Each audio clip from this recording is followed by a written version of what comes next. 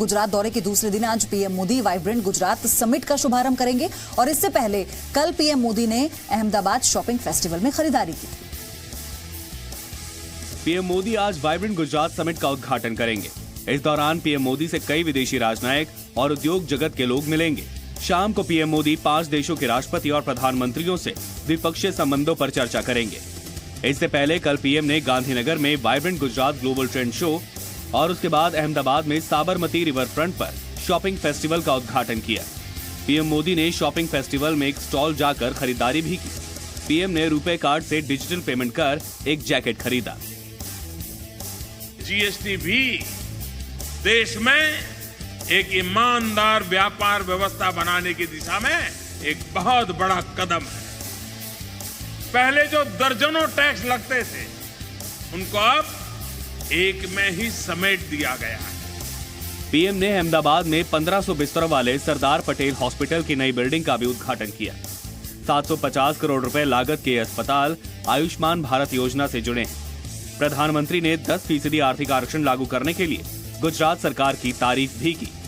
50 करोड़ गरीब भाई बहनों को ये विश्वास मिला है कि गंभीर बीमारी की स्थिति में सरकार उसके साथ खड़ी है। शनिवार को पीएम सूरत में स्वदेशी टैंक K9 वज्र सेना को सौंपेंगे। उसके बाद हेलीकॉप्टर से दादर नगर हवेली जाएंगे। वहीं मोहन भागवत ने सीमा पर जवानों की शहादत को लेकर बड़ा बयान दिया है। संघ प्रमुख ने देश के विकास और टुकड़े टुकड़े गैंग पर भी बेबाकी से अपनी राय रखी। नागपुर में संघ प्रमुख मोहन भागवत ने जवानों की शहादत को लेकर चिंता जताई। भागवत ने कहा, देश में युद्ध जैसे हालात नहीं हैं, फिर भी जवान शहीद हो रहे हैं। युद्ध के बिना जवानों की शहादत का मतलब है कि काम ठीक से नहीं हो रहा।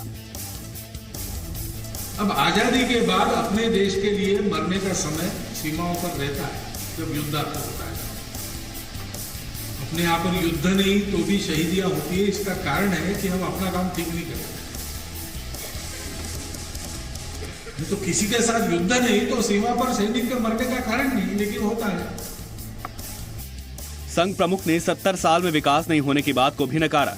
मोहन भागवत ने कहा, 70 साल में देश आगे बढ़ा है, लेकिन विकास की रफ्तार जितनी होनी चाहिए थी उतनी नहीं रही। नई स्वतंत्रता का उत्साह था लोगों में। 30,000 करोड़ रुपया अपने देश के खजाने में बाकी था और इंग्लैंड जैसे देश से हमको 1600 करोड़ रुपया वसूलना था। ऐसा हमने चलना प्रारंभ किया इन दोनों के साथ। वो कहा है और हम कहा, ऐसा देखते हैं तो ध्यान में आता है कि जैसा हमको आगे बढ़ना चाहिए वैसा हम आगे नहीं बढ़ रहे। मोहन भागवत ने टुकड़े टुकड़े गैंग को लेकर भी बयान दिया। उन्होंने कहा, ऐसे लोगों का समर्थन करना देश का दुर्भाग्य है। वहीं सीबीआई ने खेलों की दुनिया में चल रहे करप्शन के खेल पर कार्रवाई की है। सीबीआई ने दिल्ली में स्पोर्ट्स अथॉरिटी ऑफ इंडिया के दफ्तर में छापेमारी कर डायरेक्टर समेत कई कर्मचारियों को गिरफ्तार किया। करप्शन के मामले में सीबीआई ने भारतीय खेल प्राधिकरण यानी साई पर छापेमारी की है। सीबीआई के अधिकारियों ने गुरुवार की शाम को साई के दिल्ली दफ्तर में छापेमारी की। सीबीआई ने स्पोर्ट्स अथॉरिटी ऑफ इंडिया के डायरेक्टर समेत 6 लोगों को गिरफ्तार भी किया है। सूत्रों के मुताबिक साई के डीजी नीलम कपूर ने ही अपने भ्रष्ट अधिकारियों की जानकारी सीबीआई को दी थी। साई के कुछ अधिकारियों के खिलाफ रिश्वत मांगने और रिश्वत लेने की शिकायतें दर्ज हुई थी, जिसके बाद सीबीआई ने कार्रवाई की है। करप्शन के केस में सीबीआई अब इन अधिकारियों से पूछताछ कर रही है। भारतीय खेल प्राधिकरण में काफी समय से अनियमितताओं का आरोप है। वहीं सीबीआई की छापेमारी के बाद खेल मंत्री राज्यवर्धन सिंह राठौड़ ने कहा, खेलों में करप्शन बर्दाश्त नहीं किया जाएगा। महीनों की जांच के बाद आज एक रेड करके खेल विभाग के कुछ अधिकारियों को गिरफ्तार करा है। वो अपनी जांच को सही अंजाम तक लेकर जाएं, यही हमारी उम्मीद है। और खेलों से या किसी भी विभाग से हर तरह का करप्शन खत्म हो, ऐसी हमारी चेष्टा रहेगी, हमारी कोशिश रहेगी। वहीं कर्नाटक में चल रहे सियासी नाटक से आज पर्दा उठ सकता है। आज दोपहर में कांग्रेस विधायक दल की मीटिंग होनी है। 225 सदस्यों वाली कर्नाटक विधानसभा में बहुमत के लिए 113 विधायकों का समर्थन होना जरूरी है। फिलहाल कांग्रेस के 80, जेडीएस के 37 विधायक हैं और बीएसपी का 1 विधायक है। इस तरह कांग्रेस, जेडीएस और बीएसपी के कुल 118 विधायक हैं, यानी बहुमत से 5 ज्यादा। दूसरी तरफ बीजेपी के पास 104 सीटें हैं और 2 निर्दलीय विधायकों का समर्थन बीजेपी को मिलता है तो 1 से 6 के नंबर पर पहुंचेगी, लेकिन फिर भी बहुमत से 7 कम होगा। यूपी में समाजवादी पार्टी और बहुजन समाज पार्टी का गठबंधन हुआ तो मायावती ने पीएम बनने के सपने बुनने शुरू कर दिए, लेकिन अब पश्चिम बंगाल वाली दीदी ने उनके सपने में खलल डाल दी। ममता बनर्जी ने कहा है कि लोकसभा चुनाव बीजेपी के ताबूत में आखिरी कील साबित होगी।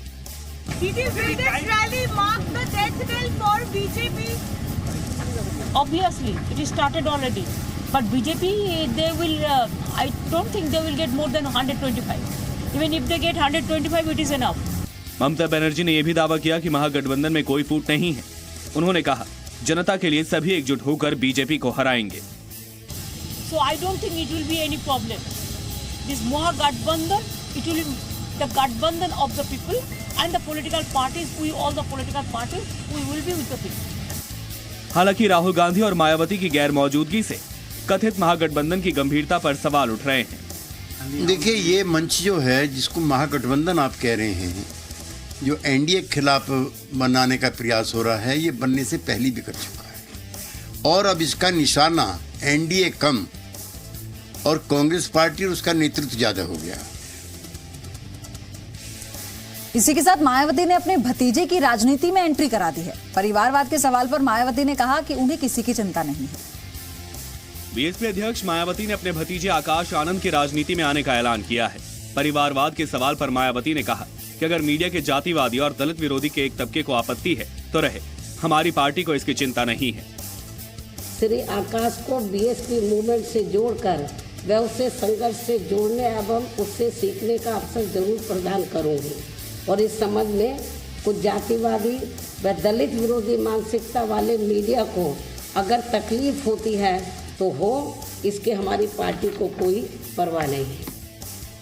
मायावती ने कहा, बीएसपी की बढ़ती लोकप्रियता और समाजवादी पार्टी के साथ गठबंधन ने दलित विरोधी पार्टियों और जातिवादी नेताओं में बेचैनी पैदा कर दी है। देश में जातिवादी व दलित विरोधी मानसिकता रखने वाली पार्टियों को बीएसपी व सपा के गठबंधन से जो काफी ज्यादा बौखलाहट व सत्ता हाथ से जाने की बेचैनी है। सबरीमाला मंदिर में प्रवेश करने वाली दोनों महिलाओं की याचिका पर आज सुप्रीम कोर्ट में सुनवाई होगी। दोनों ने अपनी सुरक्षा की मांग की है। सबरीमाला मंदिर में प्रवेश करने वाली कनक दुर्गा और बिंदु अम्मिनी की याचिकाओं पर आज सुप्रीम कोर्ट में सुनवाई होगी। दोनों महिलाओं ने 2 जनवरी को भारी सुरक्षा के बीच सबरीमाला मंदिर में प्रवेश किया था, जिसका उन्हें भारी विरोध झेलना पड़ा। अपनी सुरक्षा को लेकर दोनों महिलाओं ने सुप्रीम कोर्ट में याचिका दायर कर सुरक्षा की मांग की है। सबरीमाला मंदिर के दर्शन कर लौटी कनक दुर्गा और बिंदु अम्मिनी को लगातार धमकियां मिल रही हैं। बताया जा रहा है कि उन पर हमला करने वाला कोई और नहीं बल्कि खुद की सास थी, जो उसके सबरीमाला मंदिर में प्रवेश के खिलाफ थी। वहीं सुप्रीम कोर्ट में आज 2 नए जजेस की शपथ होगी। जस्टिस दिनेश महेश्वरी और जस्टिस संजीव खन्ना आज शपथ लेंगे। जस्टिस दिनेश महेश्वरी और जस्टिस संजीव खन्ना आज सुप्रीम कोर्ट में बतौर जज शपथ लेंगे। सुबह करीब 10:30 बजे चीफ जस्टिस रंजन गोगोई दोनों जज को शपथ दिलाएंगे। सुप्रीम कोर्ट की कोलेजियम में 10 जनवरी को जस्टिस महेश्वरी और जस्टिस खन्ना को सुप्रीम कोर्ट में जज बनाए जाने की सिफारिश की थी। जस्टिस महेश्वरी और जस्टिस खन्ना को सुप्रीम कोर्ट में जज बनाए जाने की अधिसूचना सरकार बुधवार को ही जारी कर चुकी, जबकि justice Khanna Delhi high court से सुप्रीम कोर्ट आए हैं। सुप्रीम कोर्ट के चीफ जस्टिस ने वरिष्ठ वकील प्रशांत भूषण को फटकार लगाई है। मामला लोकपाल से जुड़े केस की सुनवाई का है। चीफ जस्टिस रंजन गोगोई ने प्रशांत भूषण को कहा कि वो नकारात्मक नहीं सकारात्मक हो जाएं, क्योंकि इससे दुनिया खूबसूरत लगने लगेगी। सुप्रीम कोर्ट ने वर्किंग सर्च कमेटी को लोकपाल के लिए नाम सुझाने के लिए फरवरी के आखिरी हफ्ते तक का वक्त दिया है। सुप्रीम कोर्ट ने कहा है कि सर्च कमेटी लोकपाल और सदस्यों के नाम का पैनल बनाए और अदालत को सौंपे। इसके लिए कोर्ट ने सरकार से कहा है कि वो कमेटी को सभी जरूरी सुविधाएं मुहैया कराए। लोकपाल मामले में सुनवाई के दौरान चीफ जस्टिस रंजन गोगोई ने वकील प्रशांत भूषण को भी फटकार लगाई। प्रशांत भूषण ने सर्च कमेटी के कामकाज पर सवाल उठाते हुए पूछा कि सर्च कमेटी काम कैसे करेगी। इस पर चीफ जस्टिस रंजन गोगोई ने कहा कि इस पर संदेह के लिए आपके पास क्या वजह है। मिस्टर भूषण, हर बात को नकारात्मक रूप से नहीं देखना चाहिए, चीजों को सकारात्मक रूप से देखना शुरू कीजिए, दुनिया खूबसूरत लगने लगेगी। इस पर प्रशांत भूषण ने कोर्ट से कहा कि लेकिन हम नहीं जानते कि क्या हो रहा है। चीफ जस्टिस ने कहा कि मिस्टर भूषण आप सब जानते हैं, कम से कम जजों से तो ज्यादा ही जानते हैं। सुप्रीम कोर्ट ने इस मामले की अगली सुनवाई की तारीख 7 मार्च तय की है। सर्च कमेटी को तब तक काम पूरे करने का निर्देश दिया गया है। वहीं मध्य प्रदेश में बदमाशों के हौसले बुलंद हैं। बदमाशों ने मंदसौर में नगर पालिका अध्यक्ष प्रहलाद बंदवार की गोली मारकर हत्या कर दी। मंदसौर में बीजेपी नेता और नगर पालिका अध्यक्ष प्रहलाद बंदवार की हत्या से हड़कंप मच गया है। घटना गुरुवार करीब शाम 7 बजे की है, जब बाइक सवार बदमाश ने उन पर फायरिंग की। घायल हालत में प्रहलाद बंदवार को अस्पताल में भर्ती कराया गया, जहां इलाज के दौरान उनकी मौत हो गई। वारदात को अंजाम देने के बाद बदमाश बाइक मौके पर ही छोड़कर फरार हो गया। पुलिस आरोपी की तलाश में जुट गई है। हमारे नगर पालिका जो अध्यक्ष महोदय थे, उनकी अज्ञात हमलावरों ने गोली मारकर हत्या की है। आरोपियों की पतारसी के लिए लगातार प्रयास किए जा रहे हैं। समूचे क्षेत्र में नाकाबंदी की गई है और कुछ संदिग्ध लोगों को पकड़ा गया है। लगातार पूछताछ की जा रही है और जल्दी इसमें डिटेक्शन किया जाएगा। घटना के बाद शिवराज सिंह चौहान ने सरकार को चेतावनी दी है। मन दुखी भी है और मन गुस्सा और आक्रोश से भरा हुआ भी है। मैंने मुख्यमंत्री से मांग की है हत्यारों को जल्दी पकड़ा जाए, इस हत्या की उच्च स्तरीय जांच करवाई जाए और हत्यारे किसी भी कीमत पर बच ना पाए,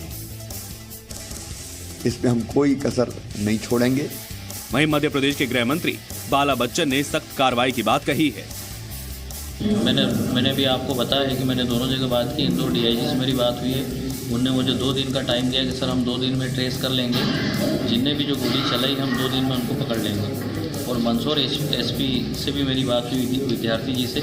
उन्होंने भी ये कहा कि आज रात में ही कार्रवाई करके हमने जिनने भी जो गोली चलाई उनको हम ट्रेस कर लेंगे। पुणे में तेज रफ्तार का कहर देखने को मिला है। बस और वैन की टक्कर में 3 लोगों की मौत हो गई। महाराष्ट्र में एक दर्दनाक हादसा हुआ है। पुणे में पिंपरी पैंदर गांव के पास कल्याण अहमदनगर राजमार्ग पर बस और वैन के बीच भीषण टक्कर हुई। इस हादसे में 3 लोगों की मौत हुई, जबकि 15 लोग घायल हुए हैं। पुलिस ने मौके पर पहुंचकर घायलों को अस्पताल में भर्ती करा दिया है। राहत और बचाव का काम जारी है। वहीं सीमा पर हो रहे सीज फायर उल्लंघन को लेकर सेना ने एक बार फिर से पाकिस्तान को चेतावनी दी। कहा, हम एक कदम आगे हैं। सच्चा सौदा के प्रमुख गुरमीत राम रहीम को पत्रकार सेना की उत्तरी कमान के commander lieutenant general Ranbir Singh ने कहा है कि पाकिस्तान के संघर्ष विराम उल्लंघन का कड़ा जवाब दिया जा रहा है। भारत की कार्रवाई में पाकिस्तान के 5 सैनिकों के मारे जाने की मीडिया रिपोर्ट का जिक्र करते हुए लेफ्टिनेंट रणबीर सिंह ने कहा कि हम पाकिस्तान से एक कदम आगे हैं। पिछले कुछ दिनों के अंदर जो आपने रिपोर्ट बताई कि 5 पाकिस्तानी मारे गए, ये इस चीज़ को दर्शाता है कि भारतीय सेना हर समय जो भी पाकिस्तान कोई गलत काम करता है उसको मुंह तोड़ जवाब देती है। जम्मू कश्मीर के पुंछ में एक पुल का उद्घाटन करने पहुंचे जनरल सिंह ने कहा कि सेना के लिए 2018 का साल आतंकवाद के खिलाफ बड़ी कामयाबी से भरा रहा है। पिछले साल के अंदर हमने 250 से भी अधिक आतंकवादियों को मार गिराया। तकरीबन 54 आतंकवादियों ने उनको हमने पकड़ा, जिंदा पकड़ा, और 4 आतंकवादी जिन्होंने के सरेंडर किया। 2019 की शुरुआत से ही पाकिस्तान आए दिन नियंत्रण रेखा पर बमबारी कर रहा है। वहीं श्रीनगर में आतंकवादियों ने जीरो ब्रिज पर पुलिस की एक चौकी पर ग्रेनेड से हमला किया। इसमें 3 ट्रैफिक पुलिसकर्मी घायल हो गए। ये हमला नेशनल कॉन्फ्रेंस मुख्यालय और ऑल इंडिया रेडियो के दफ्तर से महज 100 मीटर की दूरी पर हुआ। मेघालय की कोयला खदान में फंसे मजदूरों का रेस्क्यू ऑपरेशन अभी जारी है। खदान में पहला शव दिखाई दिया। मेघालय में 1 महीने के रेस्क्यू ऑपरेशन के बाद अवैध कोयला खदान में पहला शव दिखाई दिया है। जयंतिया हिल्स की कोयला खदान में ये शव 100 से 210 फीट की गहराई पर दिखा है। इसके बाद मजदूरों के परिवारों को बुलाकर शव की शिनाख्त कराने की कोशिश की गई। शव काफी क्षत विक्षत हालत में दिखा है। 13 दिसंबर को 370 फीट गहरी कोयला खदान में नदी का पानी भर जाने से 15 मजदूर फंस गए थे। ओडिशा की फायर सर्विस ने आज भी खदान की मुख्य शाफ्ट से करीब 4 लाख लीटर पानी बाहर निकाला। रेस्क्यू ऑपरेशन में नेवी के साथ साथ NDRF भी शामिल है। पानी निकालने के लिए कुछ और हैवी पंप्स लगाए जा सकते हैं।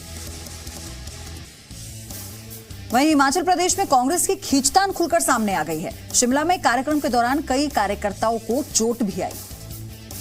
हिमाचल प्रदेश में कांग्रेस की अंदरूनी खींचतान आज मारपीट में बदल गई। शिमला में हिमाचल कांग्रेस के नए अध्यक्ष कुलदीप राठौर पद संभालने के लिए पार्टी दफ्तर राजीव भवन पहुंचे तो उनके और पूर्व अध्यक्ष सुखविंदर सुक्खू के समर्थक भिड़ पड़े। दोनों ओर से जमकर लात घूंसे चलाए गए और कुर्सियां फेंक कर मारी गई। दफ्तर में बड़ी संख्या में महिला कार्यकर्ता भी मौजूद थी। मारपीट में कई कांग्रेस कार्यकर्ता खून से लथपथ हुए, उन्हें अस्पताल ले जाया गया। हिमाचल के नए कांग्रेस प्रदेश अध्यक्ष कुलदीप राठौर पूर्व सीएम वीरभद्र सिंह के गुट के माने जाते हैं। सही काम अगर गलत तरीके से किया जाए तो नतीजा क्या होता है, यूपी के सोनभद्र से आया एक वीडियो इसका सटीक उदाहरण है। सोनभद्र के पिपरी इलाके में जरूरतमंद लोगों को कंबल बांटे जा रहे थे। 2 शिफ्ट में इस काम को निपटाया जा रहा था। ये व्यवस्था की तो इसलिए गई थी कि सब कुछ सलीके से हो जाए, लेकिन हुआ ठीक इसका उल्टा।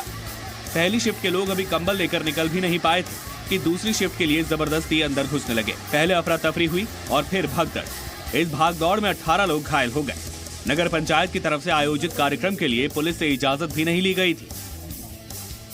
परमिशन क्या, हमारा तो हर साल कंबल वितरण होता है और मैं समझता हूँ कि किसी हम अपने परमाइशस के अंदर जब कोई कार्य करते हैं हर साल वो कंबल वितरण होता है। उसमें कभी परमिशन आज तक तो नहीं लगी, हमने तो कभी नहीं देखा नगर पंचायत में पिछले 10 वर्षों से कार्य होता है। और वो भी परमिशन हमने जो है प्रशासन को सूचना दे रखी थी, हमने लिखित सूचना दी है। 10-11 महिलाएं चोट लगी है, उनको उनका इलाज अस्पताल में चल रहा है। हम लोग स्थिति पर नजर बनाए रखे हुए और